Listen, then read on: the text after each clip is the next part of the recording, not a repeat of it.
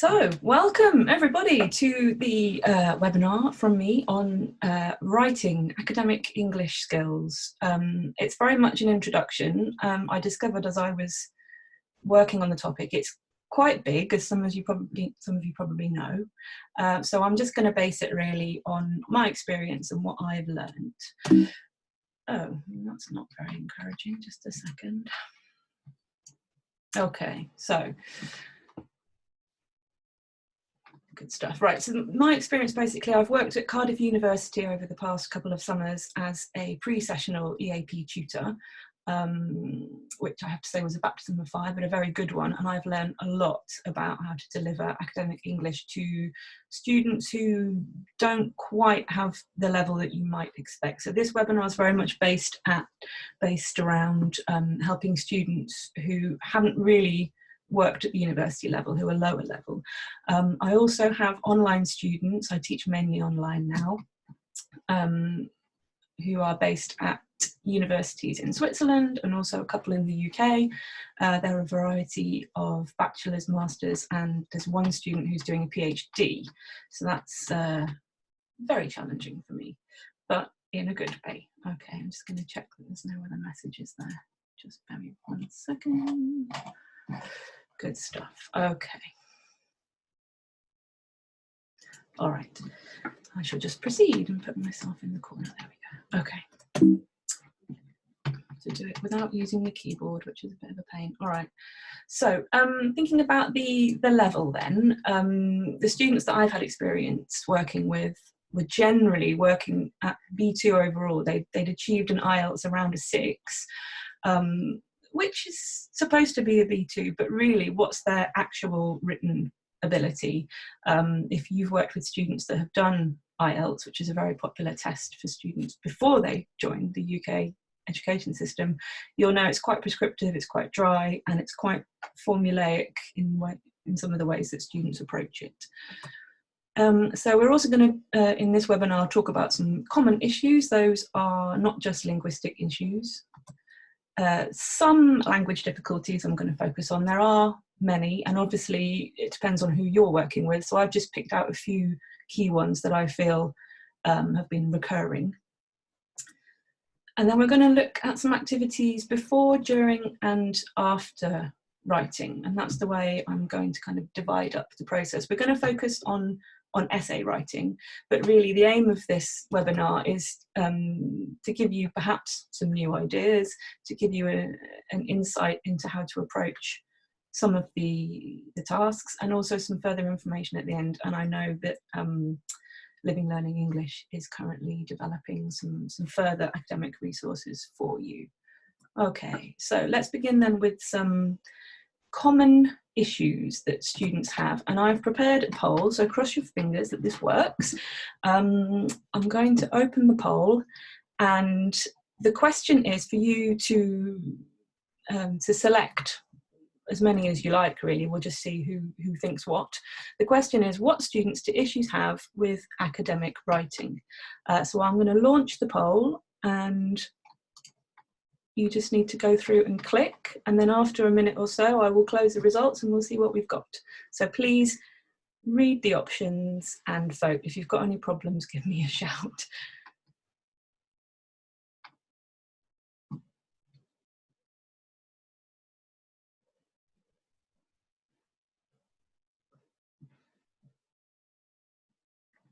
Okay, I can see the votes are coming in, so that's obviously working. Excellent.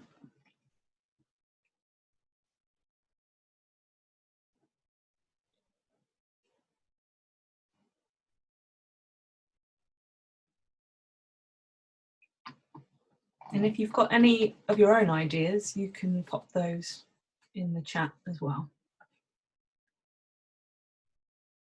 And just remember that while we're screen sharing, the chat may be visible to you. Okay, I can see people there.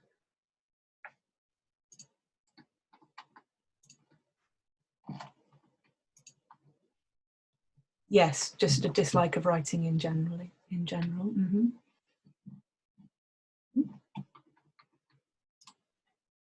Cardiff University, yeah, exactly, Richard. It's a good place to be.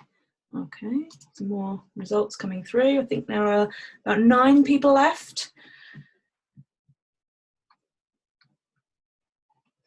And then if you've got your own ideas, type them in the chat.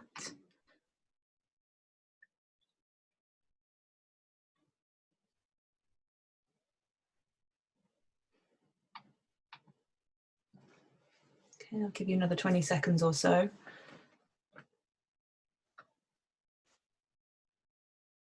What's the most popular so far? Lack of practice.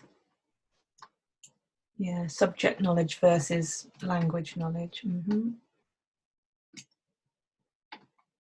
Okay, a couple more ideas in the chat. Cultural knowledge, yeah, world experience, yeah, exactly. No grasp of structure, okay. I've never taught academic English, so I don't know. That's very honest, thank you. Hopefully I'll give you a few ideas today. All right, I've got a few people left to vote, but I'm gonna end the poll there just because I want to make sure that we get through everything. Can you guys see the results? Maybe not, off we go. Okay, I'm going to share the results with you. Hopefully you can see them. And the most popular option here, last minute winner, is writing in the correct style. Yes, which doesn't just involve grammar, but it involves quite a lot of different conventions, including, yeah, exactly, yes, yes. Punctuation, yes. Can't see results. Hopefully you can now. If you can't, I'm very sorry. Perhaps, oh, okay, what can we do? Monica, give me a shout if you know. You might need to go to the toolbar at the top. It says attendees are now viewing poll results. So you should be able to, okay, I shall read them out in radio style in that case. So 63% said lack of practice, 53% coming up with ideas. I actually thought that one might be more popular, but there we are. Finding evidence, yeah, okay, 31%. Understanding essay conventions, 63%. Yeah, that does include structure. That includes citation and referencing and kind of following the UK regulations, if you like. I'm reading out the results currently. Writing in the correct style was the winner. Writing enough words. I have to say, in my experience, this is quite a big problem. They feel overwhelmed. Yes, that's also to do with lack of practice. 34%. Subject knowledge at odds with language knowledge, 59%. And then, oh, hello. 6% other. I've read out some of those already. Okay, so that gives you a little overview. And let's see if some of those things come up now. I'm not going to relaunch the poll. I'm going to get rid of that. And, okay. Some of you have been able to see the poll. Okay, I'm sorry if you couldn't, but there we are. There'll be more chances to see things later. All right. Oops, I forgot I can't use my keyboard. So, okay, yes, students find writing difficult. I think Rosanna said that in the chat. They really do. And depending on their background, they may not have had that much practice in writing, or, and I'm not going to do any generalizations about particular nationalities or learning backgrounds, but some students do come from a more kind of grammar writing based background, but then they also find it hard. Generally, in my experience, academic writing is quite tricky. Teacher and student expectations differ, yeah. So what I mean by that is the teacher might have some knowledge of what they think an essay should be or a piece of written work for an academic course. The student may be well informed, may not be. But if you're accepting a student, you really do need to find out what course they're doing, what length of essay do they actually have to write. You know, if they're 14, do they really need to write an 800-word essay? If they're in their early 20s, what course are they doing? You know, what are the expectations from the institution as well? And if you're working one-to-one on a short course, obviously there's a limit to the amount you can do in the time that you have. A common issue with students going into university or foundation courses is that they're very much following the IELTS formula if they've studied IELTS before, and many of them have. they learn, you know, a kind of essay structure, set phrases. There's a small number of words that they have to write, and it's very formulaic, and they've trained quite hard for it often. So going from there and expanding it out into a much wider, longer, deeper essay is quite difficult, as is the research and the ideas side of things. Okay, writing enough. And here I'm talking about word count. So if you're doing Cambridge Advanced, your task 1 essay is 260 words long. The IELTS writing task 2 is 250 words long, which is only the length of an introduction in an extended university essay. So students have got to make quite a leap between, you know, what would be the introduction into the full essay count, word count, going over the whole essay. So first year essay could be 1,500 to 2,000 words. It's quite a jump.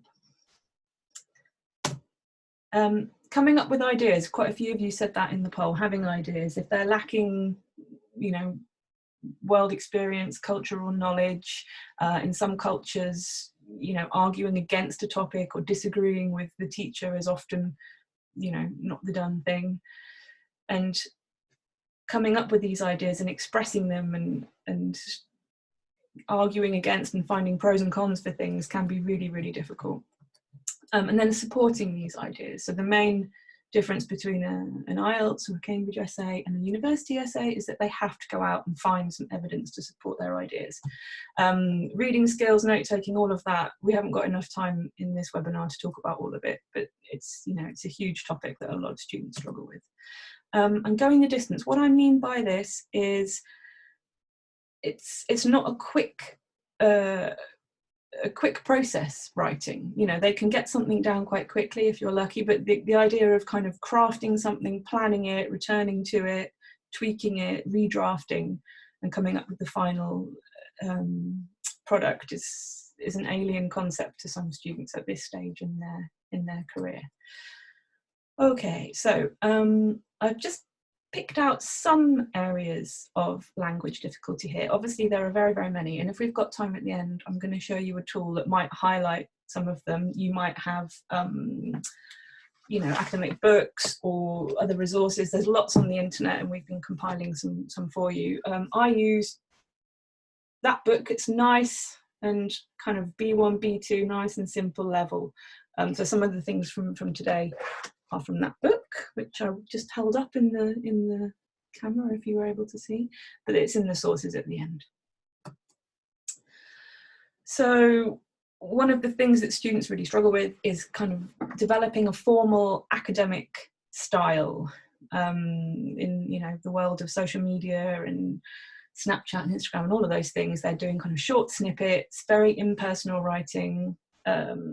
They're exposed to very colloquial writing in English if they're communicating in that way. And there are certain conventions that need to be followed. And the impersonal style is to do with removing the I, the we, and becoming a more distanced writer and using the passive, for example, instead.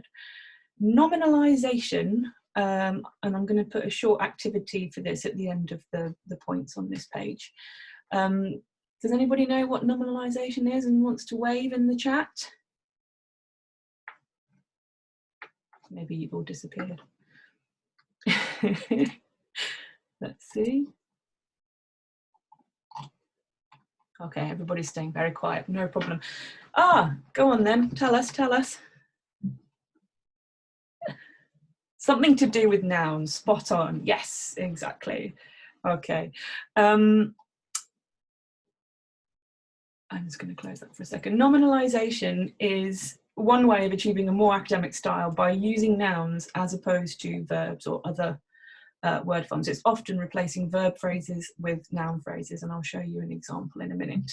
It makes the style more academic, more scientific, more serious, and it means that students should be able to construct more complex sentences as well. There's a link there to a nice which I just found on the internet, a nice set of slides, which is in the sources at the end. I'm not going to open it up now. I'm going to keep going. But nominalization is something that you'll probably have to work on with many students, and that is to do with drafting and redrafting work as well, which we'll come to in a bit. Oh, why is that not working? Okay, and the next one. Just having a few issues there. There we go. Vocabulary choice.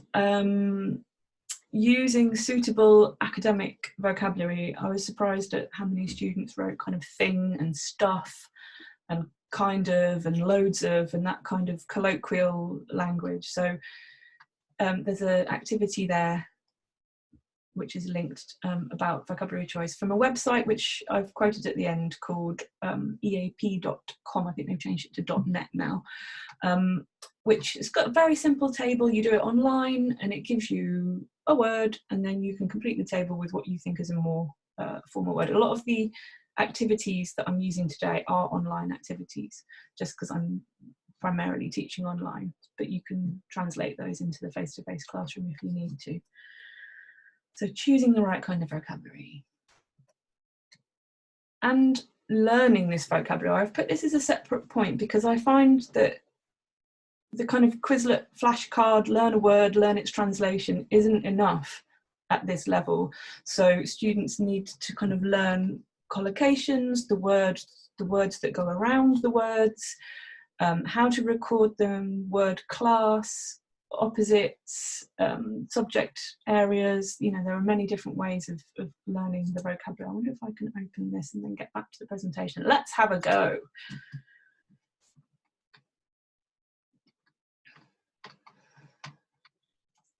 Okay. Can you see that, everybody? Using English for academic purposes vocabulary, UEFAP, yeah, fantastic. Okay. So this is the website I was just talking about. It's super detailed. This guy has been collating it for about 20 years, I think. And if you're working with students at a particular level and you need some kind of nitty-gritty resources, there's a lot in here. So do, you know, take the time to have a look at that, and it's easy to find what you need in the contents on the left. But this vocabulary page,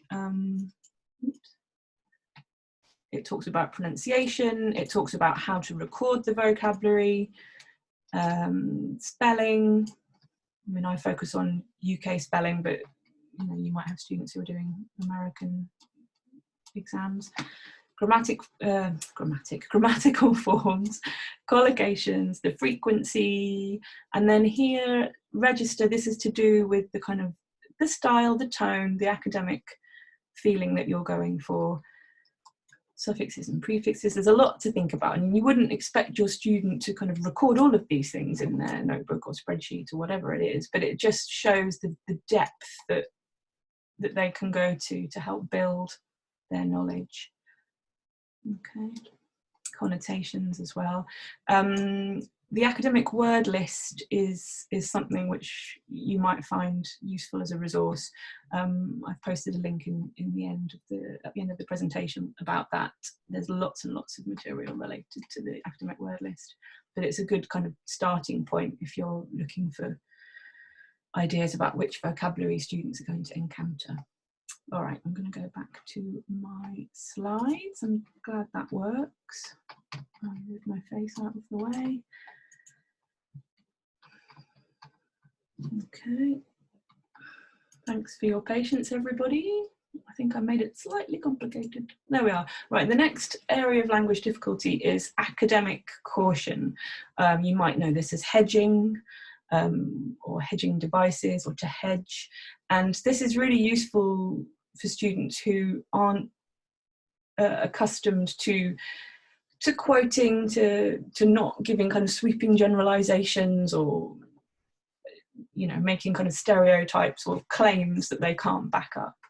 And there's an image coming through in a second which shows different ways of doing that, but it includes modal verbs, it includes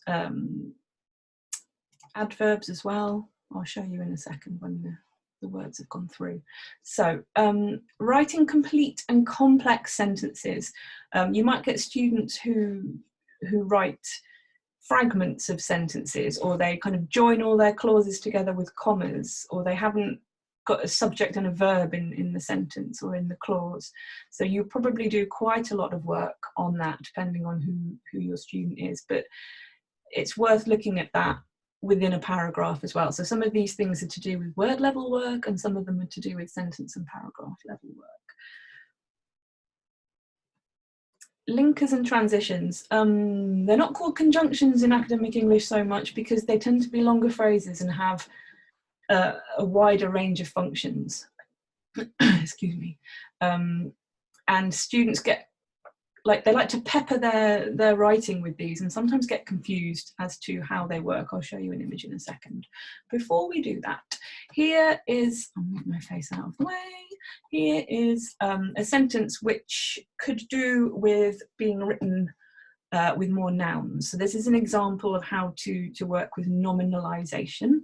So if you could have a look at that sentence and decide how you would rewrite it using more nouns and fewer verbs to make it more academic. You don't have to write it in the chat. If you're a quick typist and you would like to, that would be great.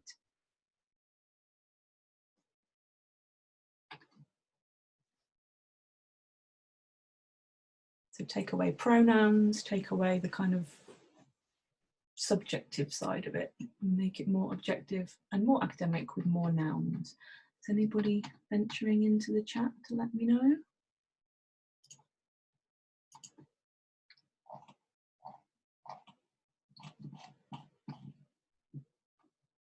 Using a formal noun, okay. You can just think about it while you sip your tea if you want to.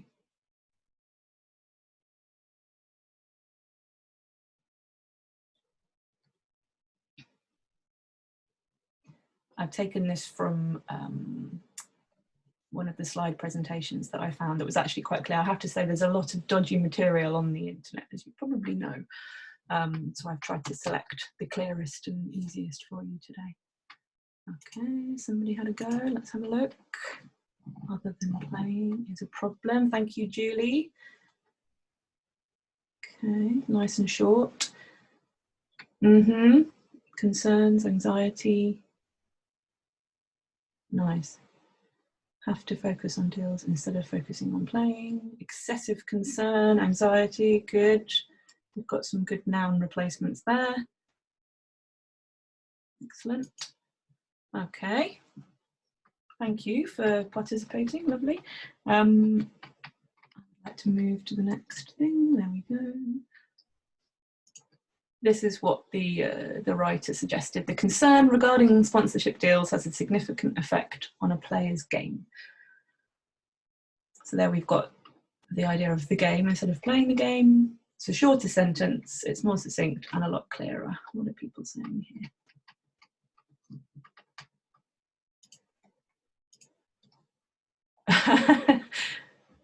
Never, never. Okay. So that's nominalization. That's a small example, and the slide share is at the end of the presentation. Okay. Bonk. Okay. This is a table of some ways of showing and using academic caution. So there we've got an example with modal verb, adverb and verb, and students could look at a text, collect examples, look at each other's work, collect examples if you're in a classroom. I talk a bit about using samples later. I think academic writing is very much a gathering activity, and students can't be passive. They have to really be interested in noticing and gathering words and phrases. Okay, I won't ask you to suggest anything there, but it's a simple table. I do like a table, it has to be said. Okay, so modal verbs, adverbs and verbs, and that's a way of adding caution and avoiding these kind of sweeping generalizations and claims that students make. Okay, this is an extract from an activity I did about transition phrases, and the list goes a lot longer than you can see, and they are divided into different usage categories. Students will probably have heard of a lot of these, but can they use them? That's the next step, really. So it would be for you to see what they're already using, check that they're using it correctly, and then try and add or expand or give alternatives. What did I want to point out? You might need to think about what follows the phrase as well. So because or because of might be followed by different types of grammatical phrase. Contrast linkers often cause problems. Always work with meaningful examples. So part of this activity, I had students creating their own and using things from the work that we've done together, or if it's in the classroom, from things that happened to them. So if you've got a student staying with you, you can easily use something in context. If they're online, you can ask them, you know, they can write them down. We had something like, although Wales is a very wet country, it's very beautiful, that kind of thing. Okay, I shall move on. So those are some of the areas. If we were to work on all of them, it would be a very long course, but these are the ones which have come up for me most often. Okay, now moving on. Aha, my fancy flipping slide to tell you that this is really key, and students don't necessarily make the connection, okay? The top tip there is to read more. If students are exposed to, oh, sorry. There we go. If students are exposed to examples of good writing, if they choose to pick up a journal, a magazine, look at something online, if you can direct them towards examples of good writing, the more likely they are to be able to produce that themselves. It's a long process, obviously, but it's so key. Somebody's just raised their hand, just bear with me a second. Ah, okay, great. Okay, thank you very much, All right, so really simple, but so important, and the amount of text that students have to read at university level can be quite a shock to them. Okay, moving on then to some points to think about before the kind of writing of the essay, or the, you know, some hard writing work. Oh, sorry. Understanding the question or the title. So IELTS, for example, IELTS essays, there are about 4 main types. They tend to be on one hand, on the other hand.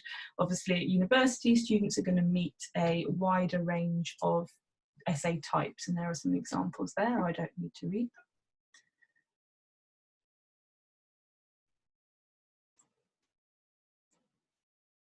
them. Okay. So really making sure they know what's required and what they need to write about. And I've got an example here, I don't know why those two came together, an example here from that book I was waving around earlier. And this is a basic kind of advantage, disadvantage essay, benefits and drawbacks to learning a language at primary school. Could you just make a mental note or jot down, if you feel like it, in the chat, anything that comes to mind?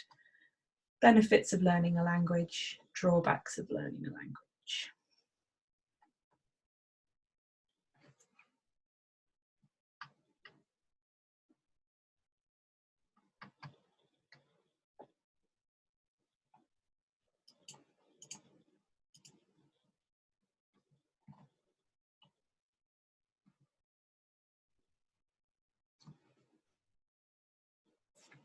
Or I'll come back to that question later, Dennis, if that's okay.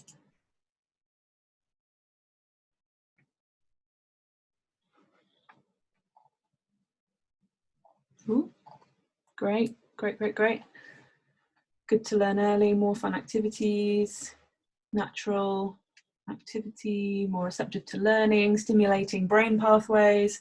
You can pick up bad habits. Children are like sponges, motivation, question mark. Disadvantage of mixing words, pronunciation, great, okay, lovely, thank you. So you guys are full of ideas. If your student was sitting there with an empty page or an empty screen, it's okay to help them with this and kind of get them to categorize what's positive, what's negative, which ones do they feel are more important, which ones do they think they can expand into a bigger point. Communication across cultures, exactly, thank you, okay. Bear those in mind just for a table which is going to appear in a second. Great, so yeah, helping students with these ideas is absolutely fine. Don't expect them to do all the work necessarily. I have to say, in terms of research, another area of hard work for students, there's a lot to read, there's a lot to think about. Wikipedia and Facebook do not count as academic sources. BBC and that kind of thing is a good starting point. If we were to do a webinar about reading and critical skills, I feel a lot more would come up there. Yeah, brilliant. Thank you for your suggestions there. Good. So excuse me, in terms of research, guiding them towards useful sources, helping them extract ideas, radio, TV, whatever it is. If they're writing an academic essay, obviously they need to choose reading sources carefully, but as a starting point, getting them generating ideas, there's a lot of media out there to help you. Okay, plagiarism.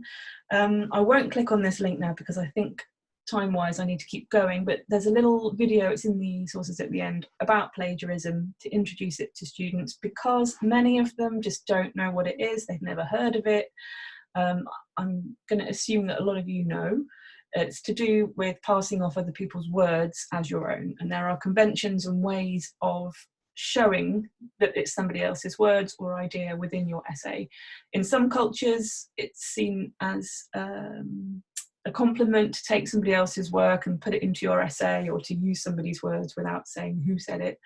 So again, that's kind of a cultural shift for some students. And the reason I've put this in the before section is that at the point of reading and finding links and copying URLs, it's really good for students to have that source there, because when they come to the end of the essay and they look back and think, oh God, where did I find that quote? Or which web page does that come from? It's good practice to keep that kind of running list. You can worry about the formatting of it later, but to kind of keep that source list as you go along, as you're doing your reading, is super useful. So have a look at the video afterwards anyway.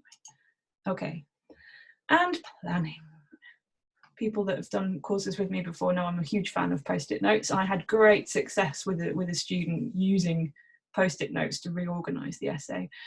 You might have students that just write lists, they just write single words, they put things in a table. A lot of them haven't used mind maps so much, so I'm just going to quickly mention mind maps. Oh, and before I do, move my face out of the way.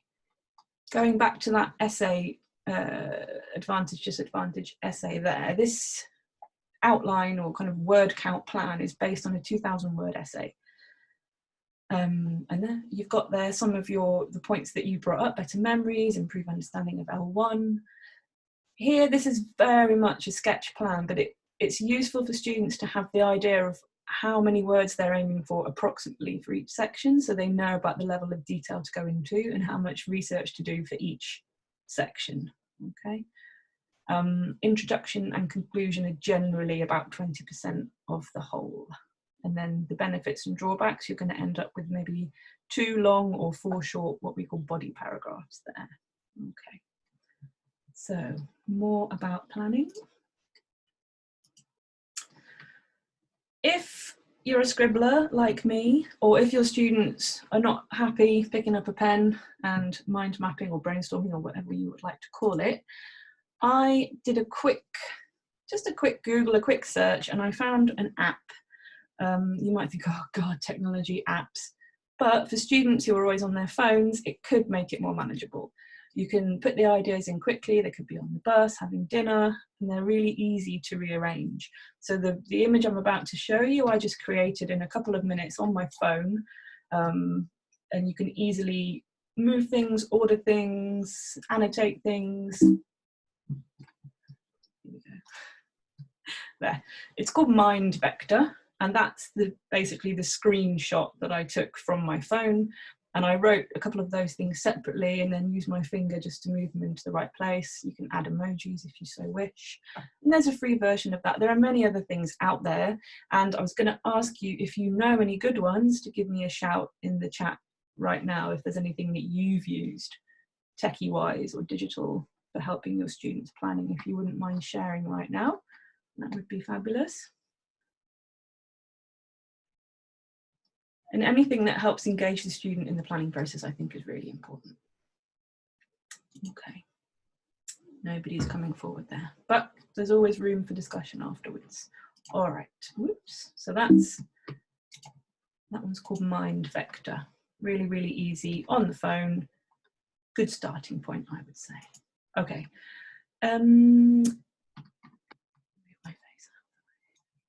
Okay, so in terms of building up to writing, depending on how long your course is and how much time you have with students or how much they're able to do, it's really nice to build up to the idea of writing a whole essay by giving them some quite detailed notes to work with. And this is an example from Empower, which I believe is available to teachers and has a nice set of academic skills resources.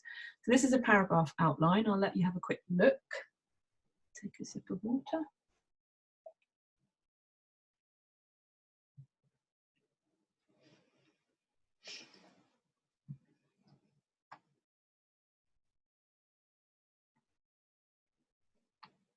This is taken from the upper intermediate book. Okay, and what this really helps with is the level of detail that's required in a body paragraph in an essay for university. And I really like that the supporting details are included here in brackets. Students, they get their idea, they're really happy, and then they don't really know quite what to do to back it up or where to find this information. So it's showing them that they need to do this kind of step by step, find some statistics, or other way around, if they've read something or found something, what's the point that they're trying to make? Generally, however, I find the order goes idea, evidence, rather than having a really widely read student, but you never know. We live in hope.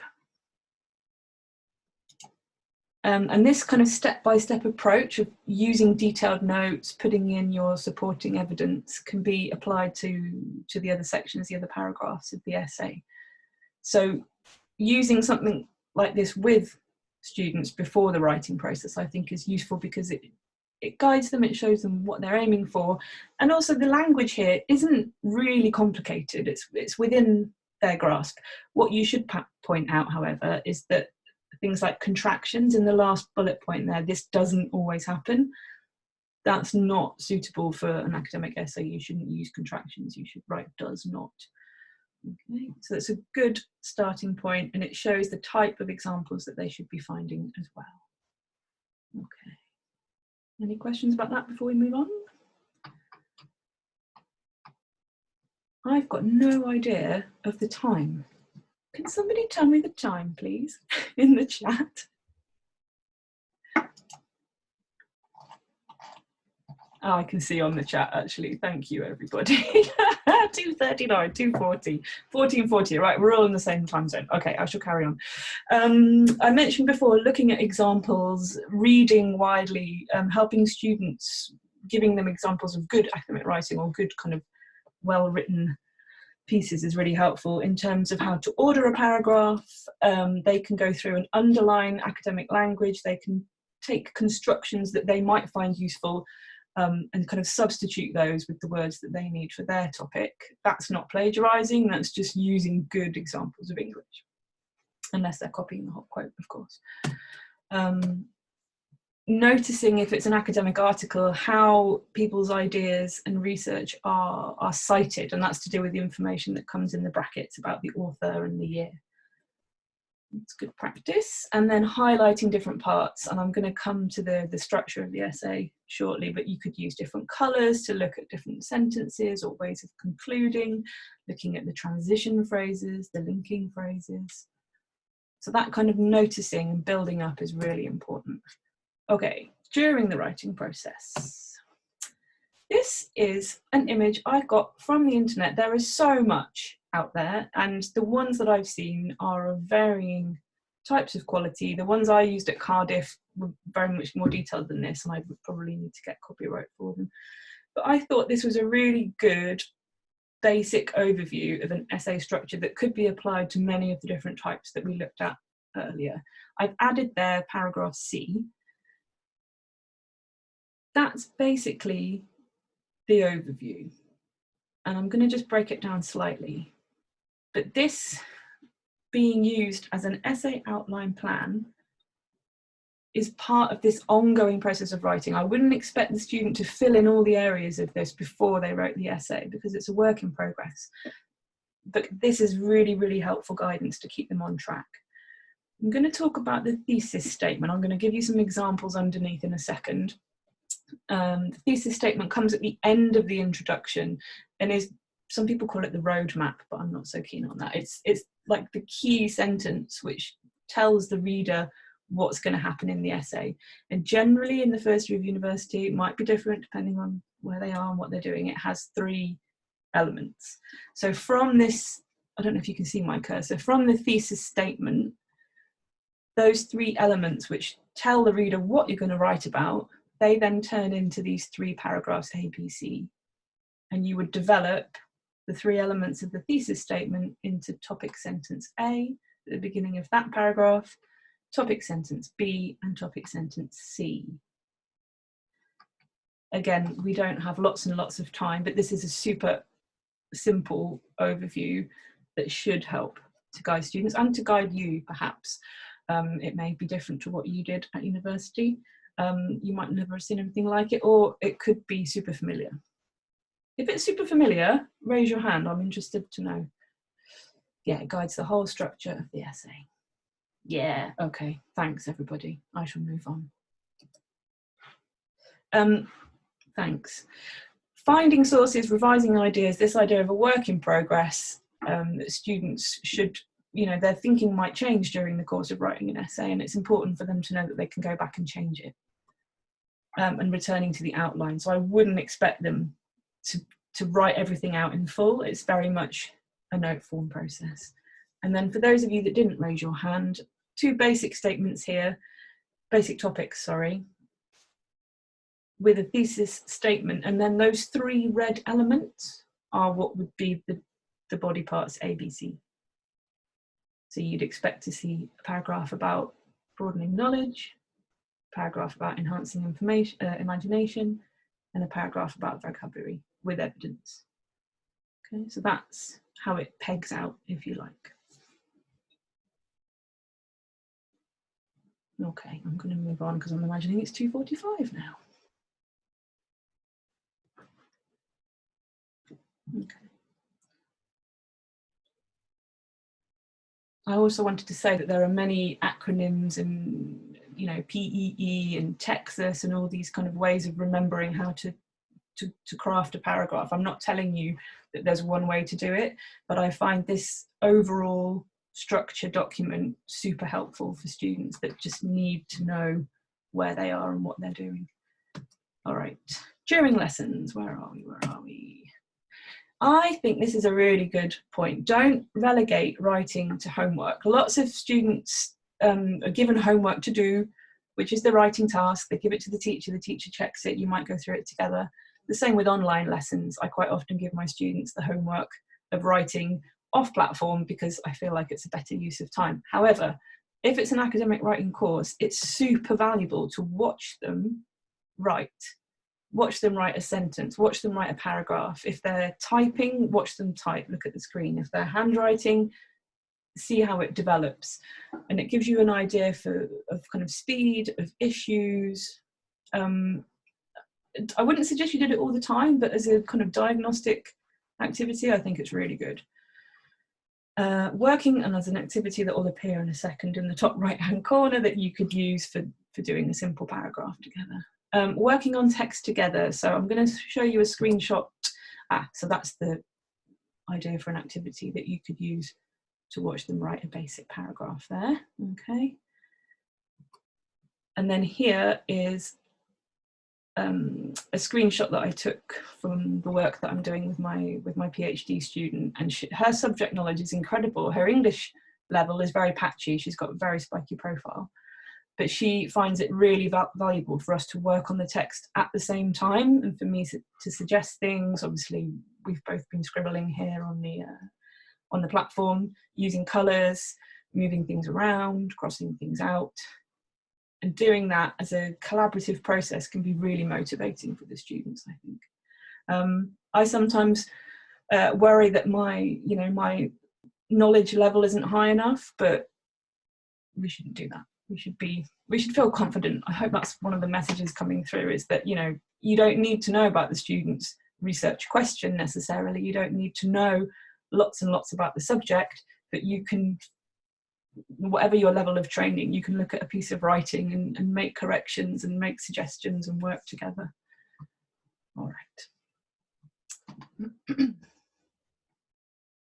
So yeah, and I wanted to add that online, obviously, it does work really well for writing. You don't need to think that it's a less valuable way of working, but I know that's controversial. Oh, in fact, somebody's popped up to tell me that, probably. Do I ever demonstrate first? Demonstrate in terms of writing, do you mean writing a paragraph? Let me know.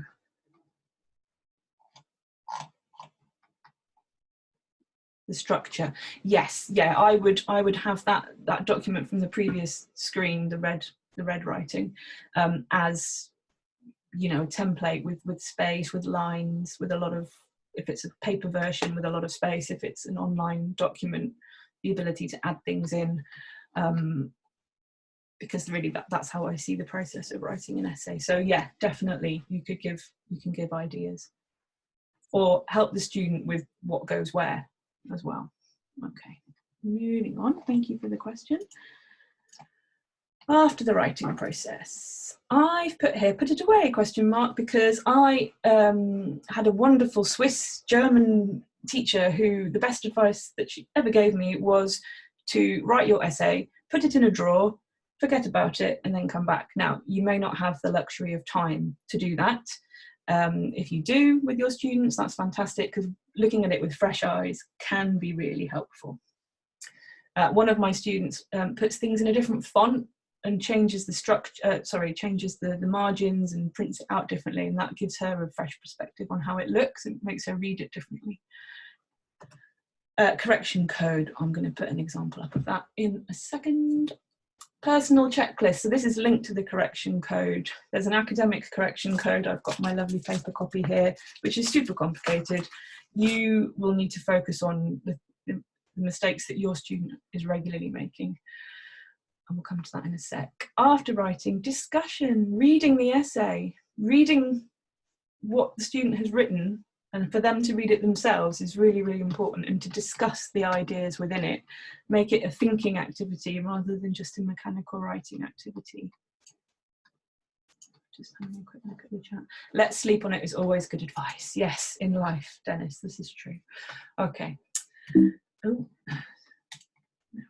Redrafting. A lot of students think once they've written the essay, that's it, done. They don't necessarily agree with this redrafting and tweaking policy.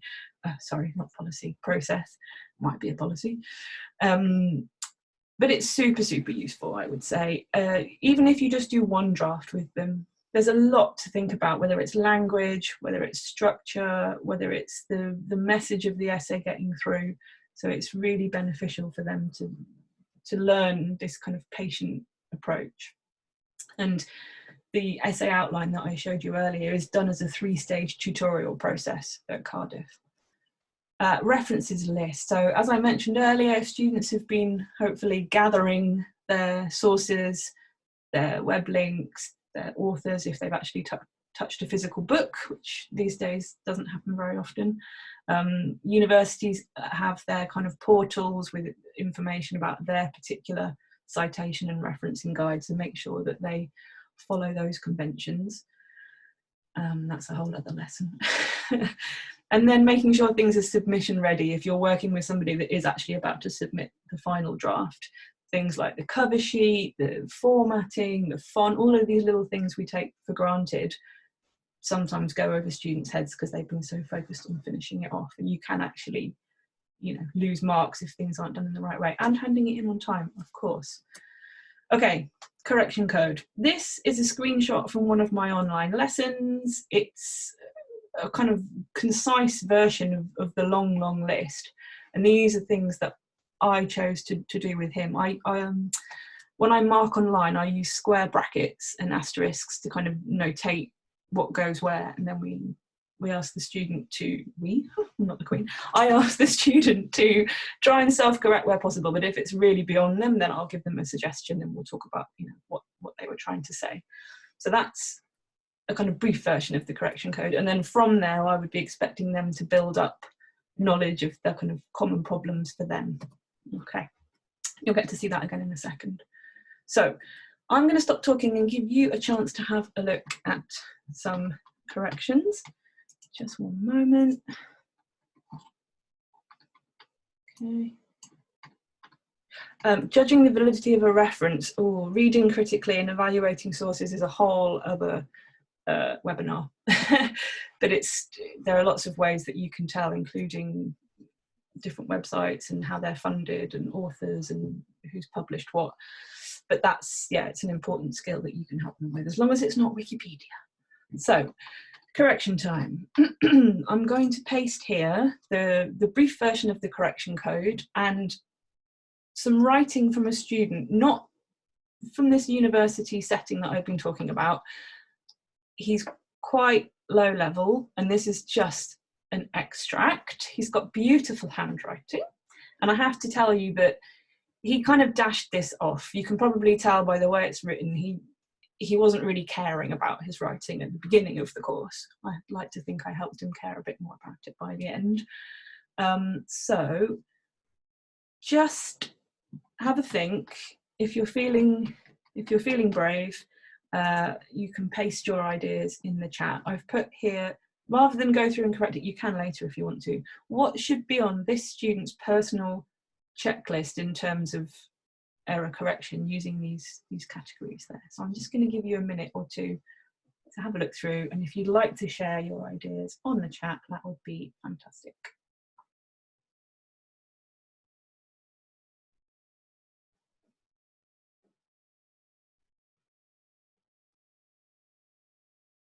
If you've got one of those fancy computers that you can annotate with your finger, go right ahead and take a screenshot.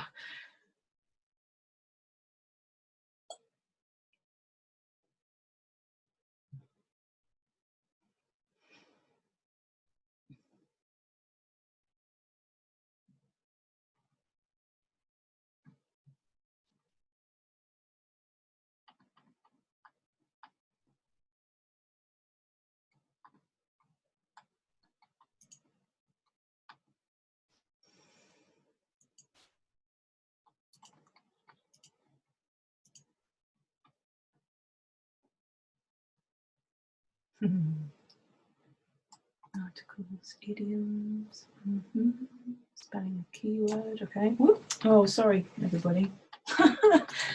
Sorry about that, there we go. Somebody asked what mark this would be on IELTS.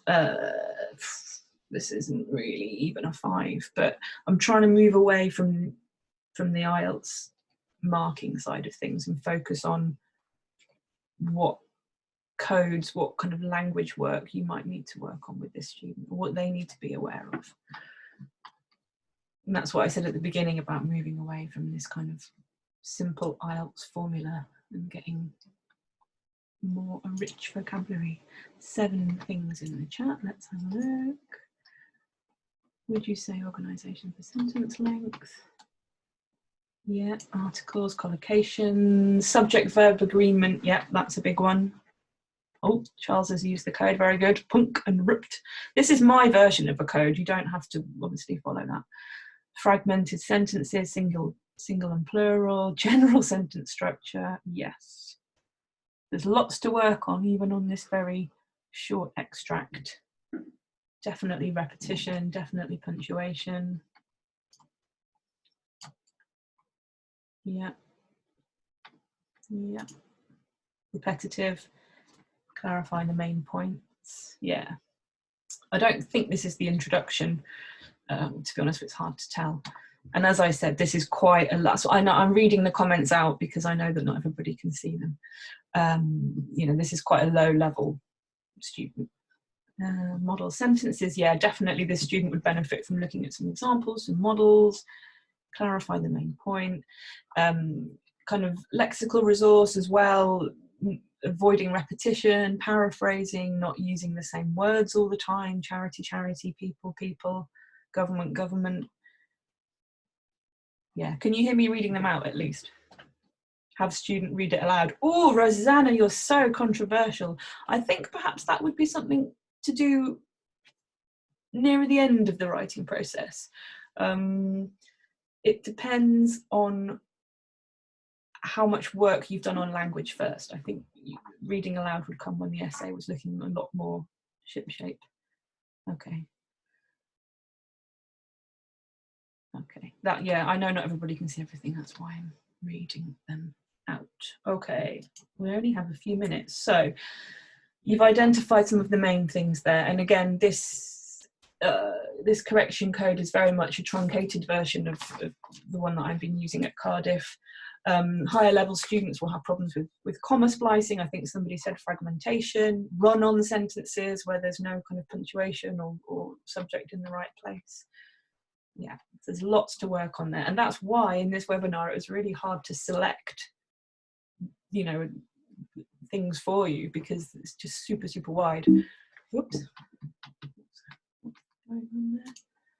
Yeah, okay, most of them apply. Yes, that's a good point actually, Therese, is that some students, just everything will need correcting, but you have to be a bit selective, partly from a point of view of motivation, partly from time, and partly, you know, you can't teach everything at once. So it might be that 1 week you work on structural phrases, it might be 1 week you work on the spelling, or 1 day, depending on, you know, your course flow. But yeah, be selective. I think it would be overwhelming for the student to see all of the things sometimes. And as I said, this is a particularly low level example. Right, thank you for your input there. Feedback and question. Yes, this is a note to myself. How much time do we have? We've got a few minutes, haven't we? Let me just check. 2:58. Eek, eek. Yeah, thank you, Elaine. Pick out the positives. That's super, super important. I think I've put that in my last slide. The writing reviser tool, we don't have time, but from the recording, you will be able to see here, I'm just going to flick through. It's a Google Docs add-on. So if you're not using Google and Google Docs, don't worry too much. I've just put screenshots in. This is something that Nick Peachy has used before. It's a Google add-on. I'm just going to flick through so you can see. You just have to make a free account and it sits on your Google toolbar and you can use it to highlight language issues. So this is one of my students' work here with transitions and linking phrases highlighted.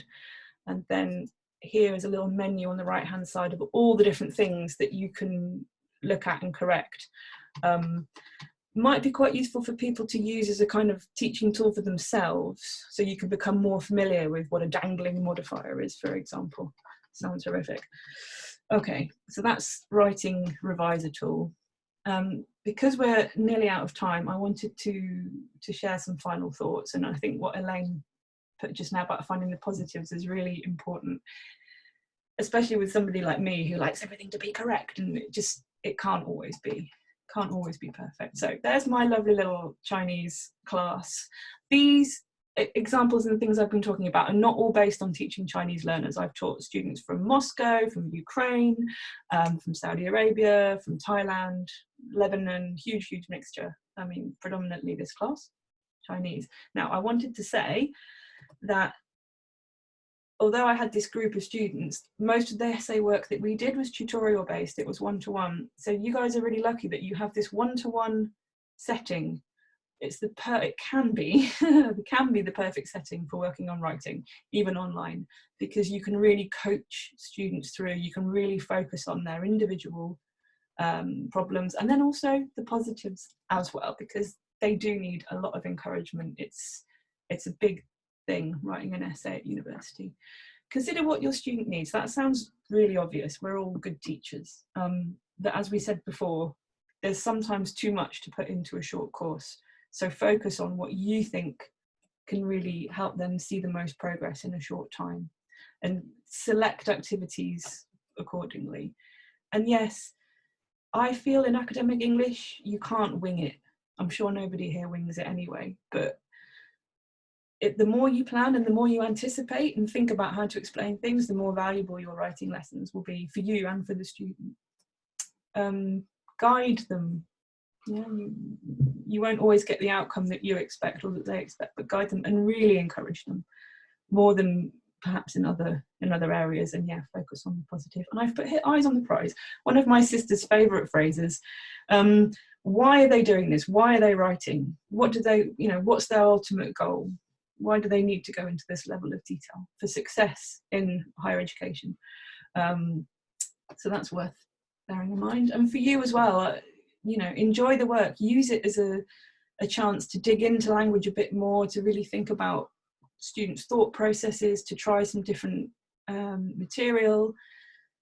I haven't taught kind of general English fun, I shouldn't say fun stuff. I actually love doing academic writing because I'm a bit of a geek, but there is a lot to be gained and a lot of enjoyment that you can have working with academic English, one-to-one in your house or one-to-one online. So I believe that I have just about come up to the end of the time. Okay, pronunciation, good idea using a code, yeah. Does anybody have, just one moment. Sorry. I'm going to move to my last page. Does anybody have any comments, any questions? Oh yeah, these are my sources and some useful websites. I know that Living Learning English is going to be providing you with a lot more. I've been doing some research as well.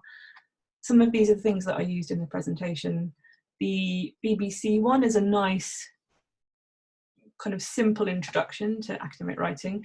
The UEFAP is a lot more in-depth and complicated in a good way. The books that I've used there, and then the screenshots and kind of my own resources that I've used from teaching online. I've put a question in the Q&A. Thank you. That's my next question, is that does anybody have any questions?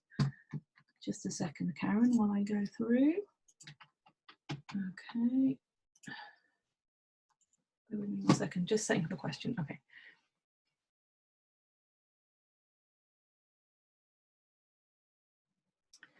So Karen's question is, if you're happy for me to share it with everybody, the problem I have is the student not understanding what they're trying to say, or they understand themselves what they want to say, but they're not sure how to put it. Master's level students, but with a lower level IELTS, any suggestions? Yeah, so I'm not going to type, just a second. I think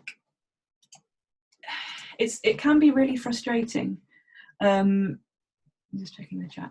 It can be really frustrating, but I think in this case, if you can eke it out of them in very, very simple language, give examples, ask yes or no questions, and get a basic sentence written down, like co-create a sentence or an opinion or whatever it is they're trying to express, get it down simply, and then you can move it from there. You can tweak it, you can ask about different parts of the sentence, you could give an opposite viewpoint if that was something that you thought was useful, you could expand on a particular vocabulary point, or you could ask them to show you examples of where people have expressed this opinion perhaps, or a web page or a picture, or where did this idea come from, what's the stimulus.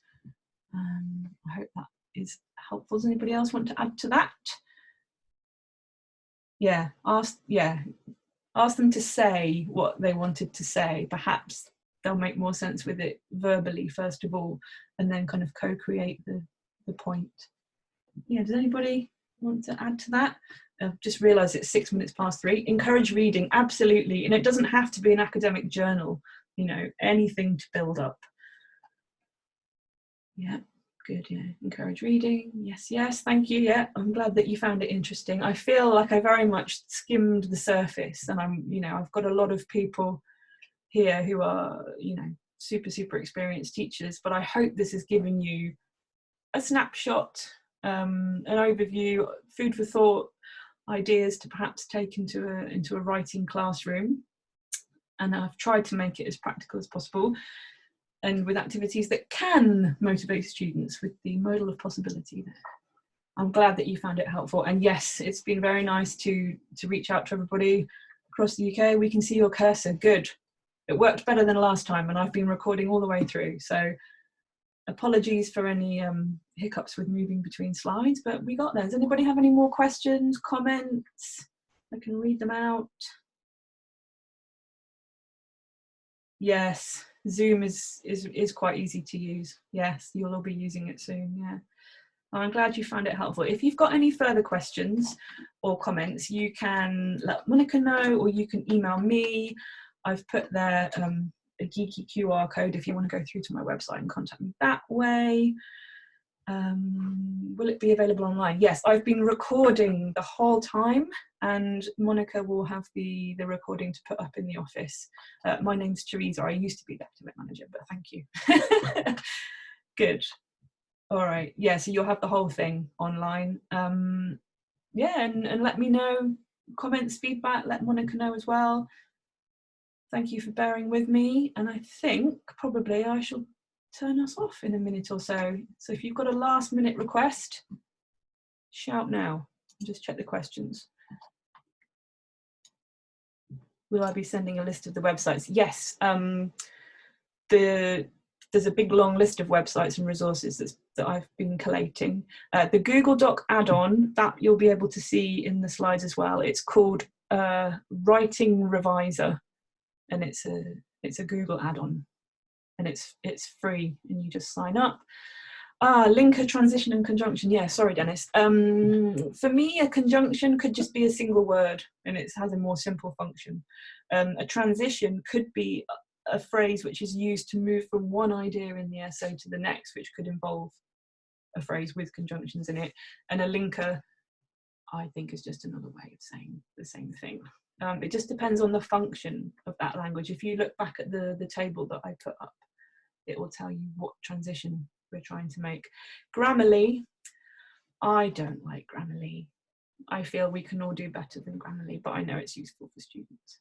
Hopefully this will help you to help them be more independent. Yeah, smiley face. Okay, I'm going to sign off now, everybody. Thank you so much for your participation and your great ideas and your patience. It was nice to connect with everybody, and enjoy your writing courses. Thank you so much.